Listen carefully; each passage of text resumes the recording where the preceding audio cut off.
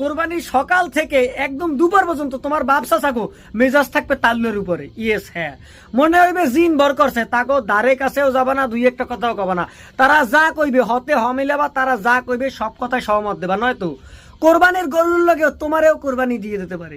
পাশাপাশি দুপুর মুভমেন্টে মা খালা ও শাশি মামিদের কোনোভাবে বিরক্ত করবে না, কারণ তারা কিন্তু ভুঁড়ি পরিষ্কার করবে। ভুঁড়ি পরিষ্কার করতে গিয়ে তাকে মন মানসিকতা যে হারে ভুঁড়ির মতো বুটবুট বুটবুট করবে, তাগর লগে যদি কথা কও সাবধানে কথা কবা, নয়তো তারাও কিন্তু ভুঁড়ির লগে গরম পানিতে তোমারে ভিজাই দেবে। এবং রাত্রির বেলা তোমার প্রিয় সোনা জান্টু মন্টু এবং সোনা পাখি কিংবা বউ এদের থেকে একটু দূরত্ব বজায় রাখবা, কারণ তাদের মেজাজও সারাদিন খাটাখাটনি করতে করতে আগুনে টকবক করবে। তাদের থেকে যত দূরে থাকবা ততই ভালো। মূল কথা হয়েছে এইটাই, কোরবানির সময় ভুলেও কেউ আকাম কুকাম করে কিংবা ভালোবাসা দেখাই যাইয়া আলগা পিরিত করতে যাইও না। কোরবানির পশুর সাথে তোমাকেও কোরবানি করে দিতে পারে, অতএব সাবধানে থাকবা, দূরত্ব বুঝে আড্ডা দেবা। ঠিক আছে, টাটা।